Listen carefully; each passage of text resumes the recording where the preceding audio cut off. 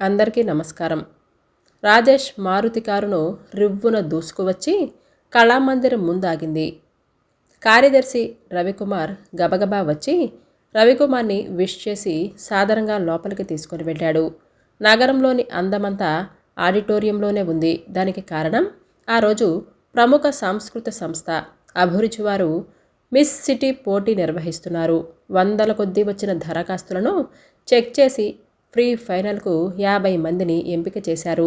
నగరంలోని అతిపెద్ద private company general manager రాజేష్ని ఈ అందాల పోటీకి జడ్జిగా నియమించారు. రవికుమార్ అందించిన ఫైలులోని అభ్యర్థులు ఫోటోలు పరిశీలించాడు రాజేష్. సృష్టిలో ఇన్ని భిన్నమైన సుందర రూపాలు ఉంటాయని అతను ఈనాడే తెలుసుకున్నాడు. మిస్ సిటీ పోటీ ప్రారంభమైంది. అభ్యర్థినిలు వేదిక మీదకు వచ్చి తమ సోయగాలను ప్రదర్శిస్తున్నారు. తన కంపెనీలో ఎంతోమంది స్త్రీలు పనిచేస్తున్నారు, కానీ వారి అందానికి అలంకరణలు చాలా ఎక్కువ. ఫస్ట్ రౌండ్ పూర్తయింది. అందులో 10 మందిని ఎంపిక చేశాడు రాజేష్. వారు మరలా వేదిక మీదకు వచ్చి తమ సౌందర్యాన్ని మరోమారు ప్రదర్శించి ప్రేక్షకులను సమ్మోహితులను చేశారు. వారందరిలోనూ కొట్టొచ్చినట్లుగా కనిపిస్తున్న ఆమె ఫోటో మరోసారి చూశాడు. ఆమెది ఎంతో అందాల రాశి.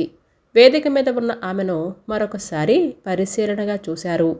అప్సరసలు, కిన్నెరలు అంటే ఈమె కోవకు చెందిన వారేనని అనుకున్నాడతను. సుస్మిత మిస్ సిటీగా ఎన్నికైంది.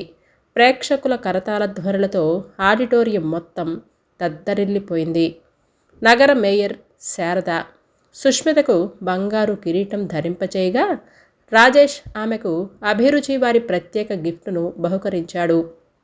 ఫంక్షన్ అయ్యాక ఇంటికి చేరిన రాజేష్కు నిద్రే కరువైంది. కన్ను మూసినా తెరిసినా సుష్మిత రూపమే అతని కళ్ళ ముందు కదలాడుతుంది.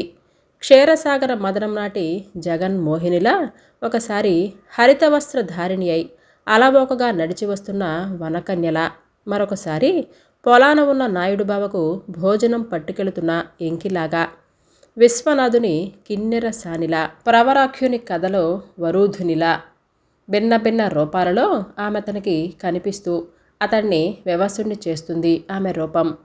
అందగత్తెలు చాలామందే ఉంటారు, నిజమే. ఒకసారి చూశాక మరలా మరొక్కసారి చూడాలి అని అనిపిస్తుంది. కానీ సుష్మిత రూపం అలా కాదు. అందానికి నిర్వచనమే ఆమె అని అన్నట్లుగా ఉంది. ఆమె రూపం చూస్తుంటే వెన్నెల జల్లు లాంటి ఆమె చిరునవ్వు అతన్ని బాగా ఆకట్టుకుంది.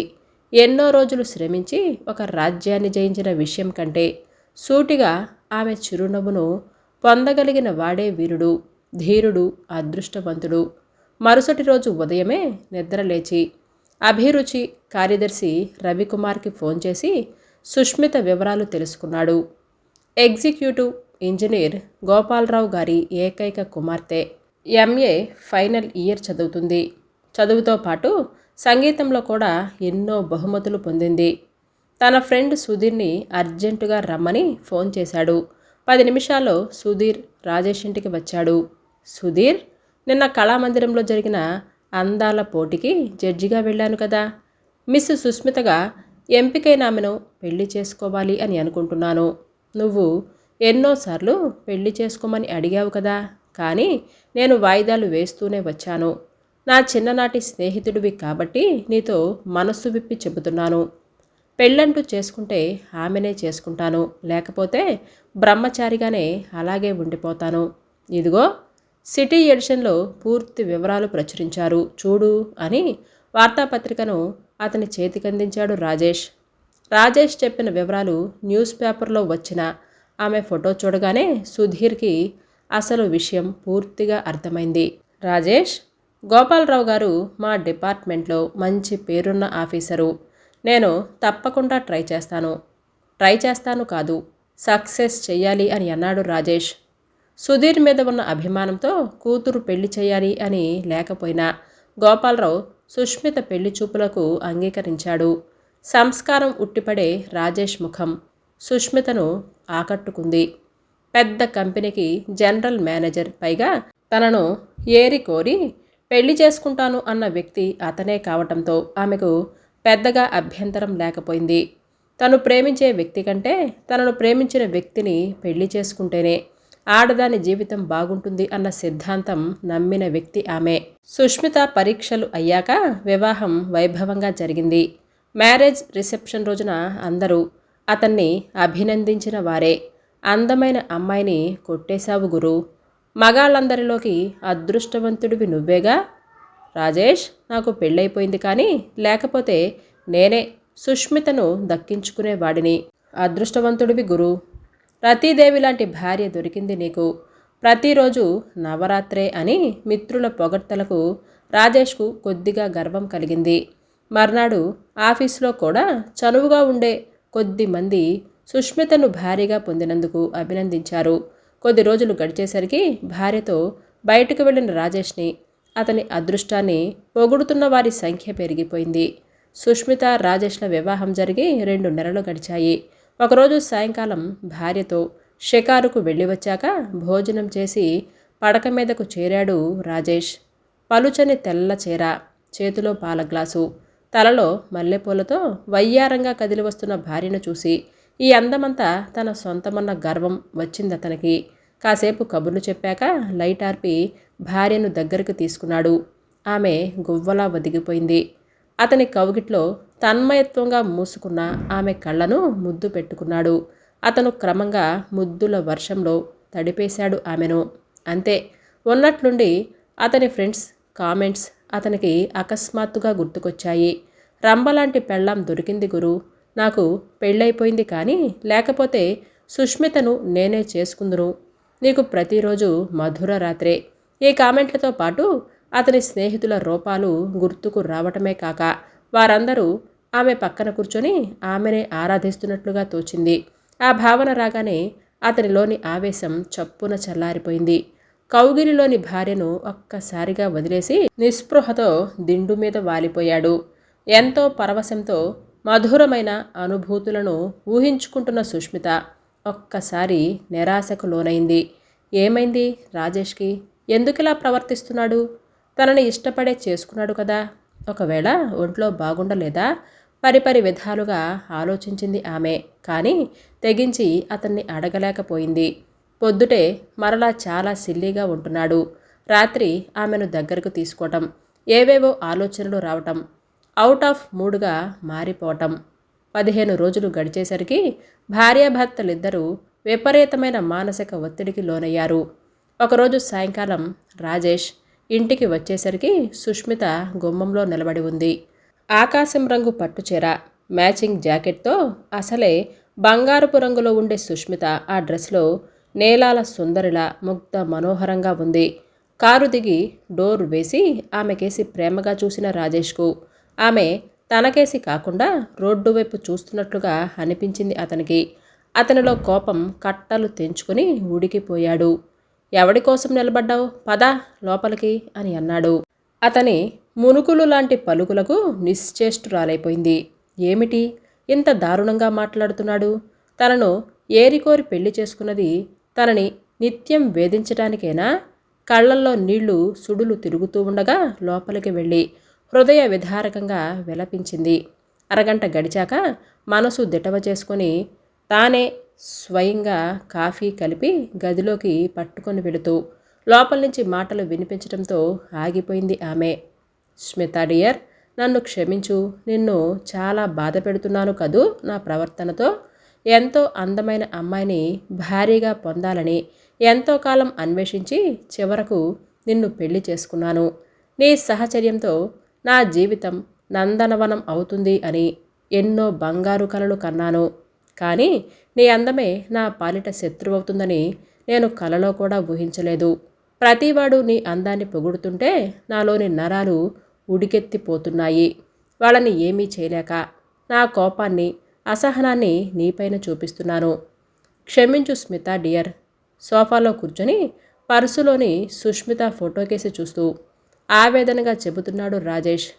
కిటికీలో నుంచి ఆ దృశ్యాన్ని చూసిన సుష్మిత హృదయం ఒక్కసారిగా ద్రవించిపోయింది. చీచి, తనెంత తప్పుగా అర్థం చేసుకుంది రాజేష్ని. గాఢాతి గాఢంగా ప్రేమించిన వ్యక్తిని తప్పుగా అంచనా వేసుకుంది. నిజమే, అతను చెప్పింది నిజమే. తనందం అతని పాలిటే కాదు, తన పాలిట కూడా శత్రువుగా మారింది. తను అందంగా ఉండబట్టే కదా అందరూ తనని ప్రత్యేకంగా కాంక్షతో చూస్తున్నారు. తను ఈ అందమైన రూపాన్ని పోగొట్టుకుంటే తన భర్త తనకు చేరువవుతాడేమో. నిజమే, నిజమే. తను సాధారణమైన స్త్రీగా ఉంటే తన మీద కామెంట్లు ఉండవు. తనని ఎవరూ విలక్షణంగానూ చూడరు. తన రూపాన్ని వికారంగా మార్చుకోవాలంటే తన ఒంటి మీద గాయం చేసుకుంటే గాయం త్వరగా మానిపోతుంది. ఒంటి మీద వాతలు పెట్టుకుంటే సరి. వాతలు ఎన్ని చోట్ల పెట్టుకుంటుంది? తన రూపాన్ని చాలా వికారంగా మార్చుకోవాలంటే ముఖం మీద యాసిడ్ పోసుకుంటే సరే. అమ్మో, యాసిడ్ బాధకు తట్టుకోలేక తన ప్రాణం పోతే తన ఆశలు తీరకుండానే చనిపోవటం వలన సాధించింది ఏముంటుంది? కొద్దిగా కిరసనాయిలు ఒంటి మీద పోసుకొని నిప్పంటించుకుంటే సరే. కరెక్ట్. ఒళ్ళు కాలిన వ్యక్తిని చూస్తే ఎవరికైనా జాలేస్తుంది కదా, కాంక్ష కూడా కలగదు. ఒకవేళ తను ప్రమాదవశాత్తు మరణిస్తే తనని కిరోసిన్ పోసి అంటించేశాడని అతన్ని పోలీసులు శిక్షిస్తారు. దీనికి మార్గం ఏమిటి? తను ఇష్టపూర్వకంగానే ఈ ప్రమాదాన్ని ఎదుర్కొంటున్నట్లుగా తన డైరీలో రాసుకోవాలి. అప్పుడు జరగరానిది జరిగితే రాజేష్కు ప్రమాదం ఉండదు. తన ప్లాన్ అంతా డైరీలో రాసుకుంది. నిద్ర రాకపోవటంతో స్లీపింగ్ పీల్ వేసుకుంది ఆమె. సుష్మితను అనరాని మాటలన్నందుకు బాధపడుతూ డ్రాయింగ్ రూమ్లోనే సోఫాలో నిద్రపోయాడు రాజేష్. చెల్లెలు కాపురం చూద్దాము అని వచ్చిన సునీల్ బావగారు సోఫాలోనే నిద్రించటం చూసి ఆశ్చర్యపోయాడు. లోపలికి వెళ్ళి చూస్తే టేబుల్ ల్యాంప్ వెలుగులో తెరిచి ఉన్న డైరీ కనిపించింది. మంచం మీద సుష్మిత నిద్రపోతుంది. తప్పని తెలిసినా భార్యాభర్తల మధ్య విభేదాలు తెలుస్తాయని డైరీ చదివిన సునీల్ నిర్ఘాంతపోయాడు. ఎంత దారుణమైన ఆలోచనలో ఉంది సుష్మిత. సరిగ్గా సమయానికి తను రాబట్టి కానీ లేకపోతే ఎంత ఘోరం జరిగిపోయేది.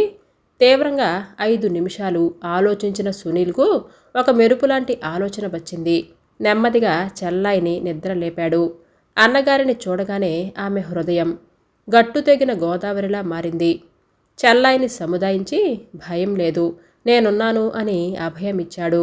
మరునాడు సాయంత్రం సుష్మిత పుట్టినరోజు. పార్టీ చాలా ఆడంబరంగా జరిగింది. సిటీలోని బిజినెస్ మ్యాగ్నెట్లు, డాక్టర్లు, లాయర్లు, హైక్లాస్ సొసైటీ అంతా బర్త్డే పార్టీలో పాల్గొన్నారు. డాక్టర్ శ్రీనివాసరావు గారి భార్య సరస్వతి, ఆమె పాడిన లలిత గీతాలు అందరినీ అలరించాయి. సుష్మిత ఫ్రెండ్స్ ఎక్కువ మంది ఈ పార్టీలో కనిపించటం రాజేష్కు చాలా కొత్తగా అనిపించింది. దాదాపుగా అందరూ తనని ప్రత్యేకంగా కలిసి మా సుష్మితకు ఇంత అందగాడైన భర్త లభిస్తాడని ఊహించలేదని అభినందించటం అతన్ని వ్యవసుణ్ణి చేసింది. పార్టీ ముగియగానే సునీల్ అర్జెంటు పని ఉందని వెళ్ళిపోయాడు. చాలా కాలానికి భార్యాభర్తలు ఇద్దరూ ఆనందంగా ఆ రోజు గడిపారు. అలా 10 రోజులు గడిచాక సుష్మిత ఫ్రెండ్ బంగారమ్మ ఇంట్లో జరిగిన ఆర్ట్ ఎగ్జిబిషన్కు సతీ సమేతంగా వెళ్ళాడు రాజేష్. బంగారమ్మ భర్త సూర్యనారాయణ రాజు సిటీలో లీడింగ్ డాక్టర్. బంగారమ్మ వేసిన పెయింటింగ్స్ అతిథుల్ని బాగా ఆకట్టుకున్నాయి. కృష్ణుడి వేణుగానానికి పరవశిస్తున్నటువంటి గోపికలు, ఆలమందలు ఉన్న చిత్రం, గుజరాత్ భూకంపం, బేపత్సం తాండవం, గణపతి చిత్రాలు ఎగ్జిబిషన్కి హైలైట్గా నిలిచాయి. ఇక్కడ కూడా సుష్మిత ఫ్రెండ్స్ రాజేష్ని కలిసి చాలా ఆత్మీయంగా మాట్లాడి అతని డ్రెస్ సెలక్షన్ను పొగిడి మరీ వెళ్ళారు. ఆ ఆహ్లాదకరమైన వాతావరణం అందరికీ నచ్చింది. మగవాళ్ళు కబుర్లు చెప్పుకుంటూ ఉంటే ఆడవాళ్లు మేడపై ఉన్న మల్లెలన్నీ కోసి రాశిగా పోశారు. నేను డాక్టర్ని, నేను లాయర్ని, నేను కమిషనర్ భార్యని, నేను రెవెన్యూ అధికారిని అన్న భావనను విడిచి అందరూ సయోధ్యగా చాపపై కూర్చుని మల్లెలని మాలగా కట్టారు. డిన్నర్లో ఐటమ్స్, జున్ను బొబ్బట్లు, అరిసెలు అందరికీ నచ్చాయి. మర్నాడు రాజేష్ ఫ్రెండ్స్ లంచ్ అవర్లో అతన్ని కలిశారు. ఏంటి గురు, ఈ మధ్య మా మీద సీత కన్నేశారు? గోపాలకృష్ణుడిలా లేడీస్ పార్టీలకే వెళుతున్నావు. అప్సరస లాంటి భార్య ఉండగా మన వాడికి లోటేంటి? ఏం గురు? ఏదేమైనా సరే నువ్వు చెల్లాయి అలా జంటగా వెళుతుంటే చూడటానికి 2 కళ్ళు చాలటం లేదు. ఫ్రెండ్స్ ఎన్ని రకాలుగా కామెంట్స్ చేసినా రాజేష్ చిరునవ్వే వారికి సమాధానమైంది. ఒకరోజు ఇంటికి వెళ్ళేసరికి సుష్మిత మరొక ఆవిడతో మాట్లాడుతూ కనిపించింది. ఏమండి, వీరు భారతీదేవి, సునీల్ అన్నయ్య ఫ్రెండ్, మోహన కృష్ణ గారి మిస్సెస్ అని పరిచయం చేసింది సుష్మిత. నమస్తే అంటూ చేతులు జోడించాడు రాజేష్. నమస్తే అని అంది భారతీదేవి. మీరు మాట్లాడుతూ ఉండండి, నేను కాఫీ పట్టుకొస్తాను అని కిచెన్లోకి వెళ్ళింది సుష్మిత. వాళ్ళు బిజినెస్ గురించి, జయలలిత కేసుల గురించి, అమెరికా నుండి తిరిగి వస్తున్న భారతీయుల గురించి, సాఫ్ట్వేర్ రంగం గురించి భారతీదేవి ఏం అడిగినా సరే రీజనింగ్గా చెప్పిన సమాధానాలు ఆవిడను ఆకట్టుకున్నాయి. ఆ ఒక్క విషయం తప్పించి అతను ఒక మూవింగ్ జీకేలా అనిపించాడు. ఈలోగా సుష్మిత కాఫీలు తీసుకొచ్చింది. రాజేష్ కాఫీ తాగే స్టైల్ కూడా ఆవిడను బాగా ఆకర్షించింది. ఆ విషయమే రాజేష్తో అంది. థ్యాంక్స్ అని లోపలికి వెళ్ళిపోయాడు. భారతీదేవిని సాగనంపటానికి గేటు వరకు వచ్చింది సుష్మిత. ఏమ్మా, ఇప్పుడు ఎలా ఉంటున్నాడు నీతో రాజేష్ అని ప్రశ్నించింది భారతీదేవి. మా పెళ్ళైన తొలి రోజుల్లో ఎలా ఉండేవారో అంతే ప్రేమగా ఉంటున్నారు. నీ సహాయం నేను మరచిపోలేను. సుష్మిత, మీ వారికున్న కాంప్లెక్స్ సునీల్ చెప్పగానే నేను బాగా ఆలోచించాను. మీ వారిలో చిన్న పిల్లవాడి మనస్తత్వం బాగా ఎక్కువగా ఉందనిపించింది.